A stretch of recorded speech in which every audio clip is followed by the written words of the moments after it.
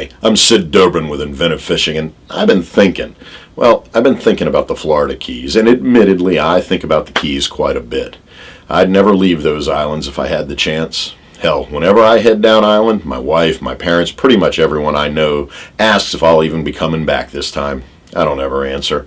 They know they'll find my old bleach bones somewhere along Kiowa one day. Look, I'll be up front. I'm not from the Florida Keys, but I have a lot of friends who are, and I'm luckier than a two-peckered billy goat to get to spend as much time down there as I do. So I've got a bit of an interest in what happens policy-wise to those islands and that emerald water. And I think all saltwater anglers ought to as well. The Florida Keys National Marine Sanctuary, which works with Florida Fish and Wildlife, U.S. Fish and Wildlife, the Florida Department of Environmental Protection, and NOAA to manage the Keys, well, they put into place a number of regulations that have established some critical policies for marine management in the Keys. And here we are, and there's a 5-year review taking place on those regulations. Well, actually, the review is going into its third of 5 years.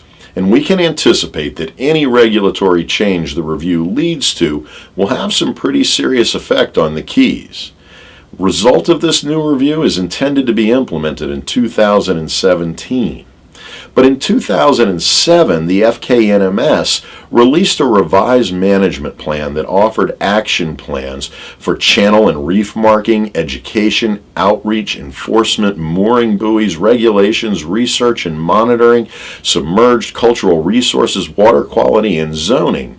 So basically everything that there is to do with marine environment management in the region. The new review is addressing more than 200 items in order to produce a draft environmental impact statement. This document will include economic and environmental information about the region and will eventually be presented to the public for commentary and feedback.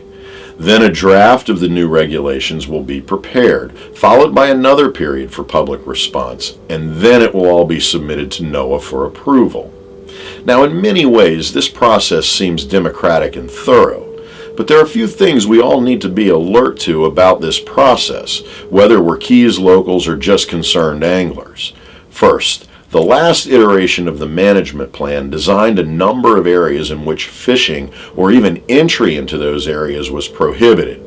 The new review identifies additional zones for closures to fishing. But in some cases, like around some reef areas, these closures would exclude fishing, but not diving. And this is a complicated discussion because it pits two industries crucial to the Keys tourism against one another, diving and fishing.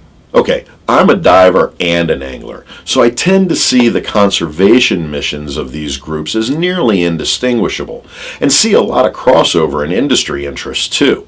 And it seems to me that, at least on the surface, the very idea of a closure is rooted in some form of conservation effort or another.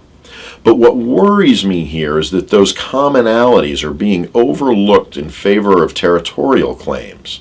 And from what I've read about the FKNMS review, a lot of the discussions surrounding closures are falling to industry arguments rather than examination of scientific data to identify specific needs that might justify such closures. Now, I'm not certain there's going to be a completely amicable position that the FKNMS is going to be able to reach, given the multiple vested interests in marine management in the Keys.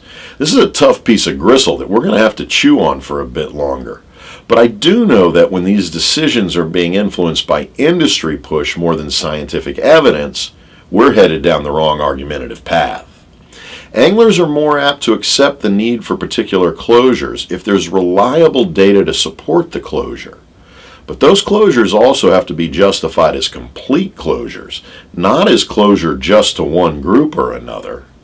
Look, the FKNMS review is a complex and complicated process, but it's a process that Keys anglers need to be vocal in, and not just the for-hire fleet, but all anglers. And for those of us not from the Keys, we need to be vocal too, to support anglers' rights, even if we're talking about a region where we may not fish often or at all. We need to show policymakers that we support local anglers in regions like the Keys because we support saltwater fishing as a larger national issue. Legislation and policy beget more legislation and policy. And if we don't work to support other anglers in the saltwater nation, then we're missing the point. Fish on.